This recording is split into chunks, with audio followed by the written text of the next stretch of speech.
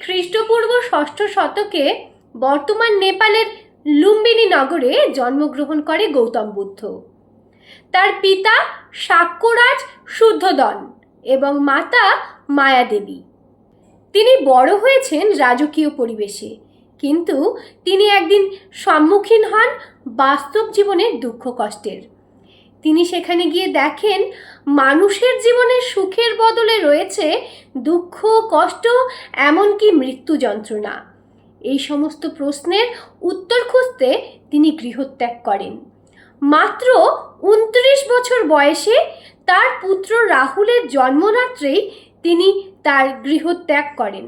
গৌতম বুদ্ধের এই গৃহত্যাগের ঘটনাটি মহাভিনিষ্ক্রমণ নামে পরিচিত।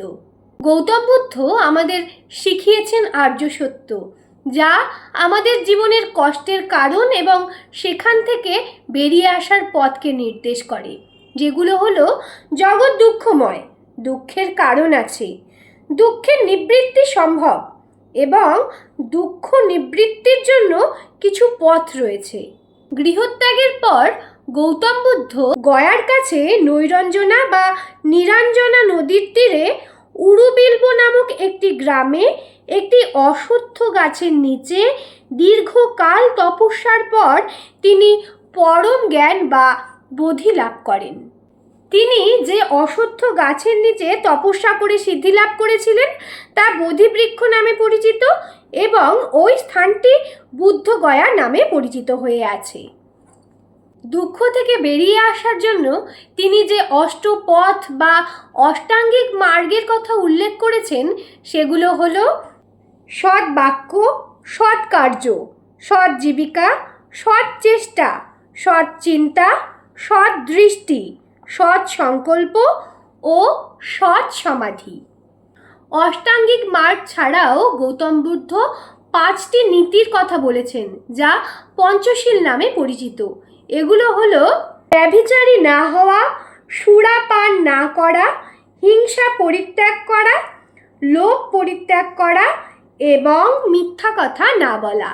বৌদ্ধ ধর্ম অনুযায়ী জন্মান্তরবাদ বা কর্মফলবাদের চূড়ান্ত পরিণতি হলো নির্বাণ।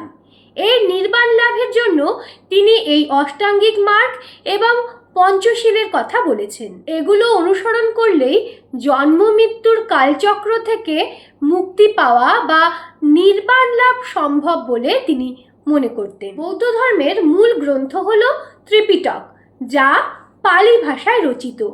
এই ত্রিপিটক 3টি খণ্ডে বিভক্ত, যেখানে রয়েছে সূত্র পিটক, বিনয় পিটক এবং অভিধর্ম পিটক। আনুমানিক 486 খ্রিস্টপূর্বাব্দে মাত্র 80 বছর বয়সে মল্ল রাজ্যের রাজধানী কুশীনগর, যা বর্তমানে উত্তরপ্রদেশের গোরখপুর জেলার কাশিয়াতে অবস্থিত, সেখানে গৌতম বুদ্ধের মহাপ্রয়াণ ঘটে। গৌতম বুদ্ধের এই দেহত্যাগের ঘটনাটি ইতিহাসে মহাপরিনির্বাণ নামে পরিচিত।